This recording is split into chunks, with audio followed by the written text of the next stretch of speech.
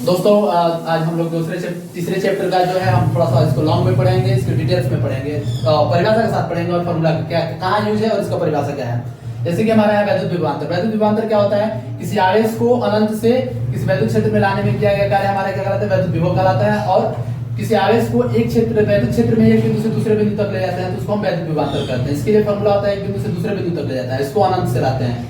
बीच का यहाँ होता है W/Q, ये लाने में किया गया कार्य, और ये आवेश होता है, ठीक है। सेम फॉर्मूला होता है, इसको अनंत से लाया जाता है और इसको वैद्युत क्षेत्र में ही लाया जाता है। वैद्युत आवेश के कारण किसी बिंदु पर विभव क्या होता है? क्योंकि कोई आवेश है और उसके कारण किसी बिंदु पर विभव पूछता है तो उसके लिए होता है Q/R। ये आवेश है और इसके कारण किसी बिंदु R दूरी पर कोई बिंदु है, उस पर हमारा विभव हो जाता है Q/R। वैद्युत द्विध्रुव के कारण किसी बिंदु पर अगर हमें विभव पूछता है तो उसके दो कंडीशन होता है, अक्षीय स्थिति और निरक्षीय स्थिति। अक्षीय स्थिति में कोई द्विध्रुव है, ठीक है, और उसके कारण हमारी अक्षीय स्थिति का मतलब होता है समांतर। अक्षीय स्थिति में कोई वैद्युत क्षेत्र की विभव पूछता है तो उसका होता है P, मतलब हमारा होता है पोल, वैद्युत द्विध्रुव, ठीक है। और इसके लिए होता है R का स्क्वायर। R का स्क्वायर क्या है? कि द्विध्रुव से दूरी है, ठीक। निरक्षीय स्थिति में विभव पूछता है तो उसके लिए हमारा जो दूरी होता है वो R स्क्वायर लेते हैं, सेम लेते हैं, लेकिन इसके कंडीशन में हमारा विभव जो होता है शून्य आ जाता है, ठीक। तीसरा होता है हमारा विभव प्रवणता। विभव प्रवणता क्या होता है? कि किसी द्विध्रुव से दूरी पर ले जाने पर उसके विभव में जो कमी होने लगती है उसको हम लोग बोलते हैं विभव प्रवणता।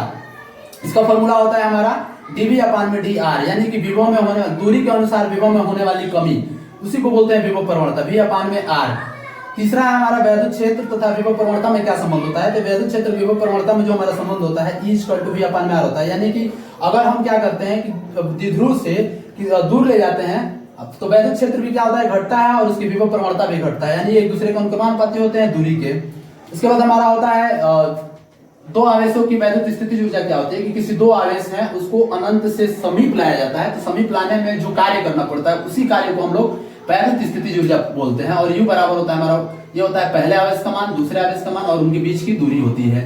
वैद्युत क्षेत्र में द्विध्रुव को घुमाने में किया गया कार्य, वैद्युत क्षेत्र में कोई द्विध्रुव स्थित है तो उसको घुमाने में किया गया कार्य क्या होता है? Pe(1 - cos θ) होता है। P जो होता है द्विध्रुव होता है और E जो होता है जिस वैद्युत क्षेत्र में रखा गया वो होता है, और cos θ जो होता है वैद्युत क्षेत्र में द्विध्रुव कितने एंगल पे रखा गया था।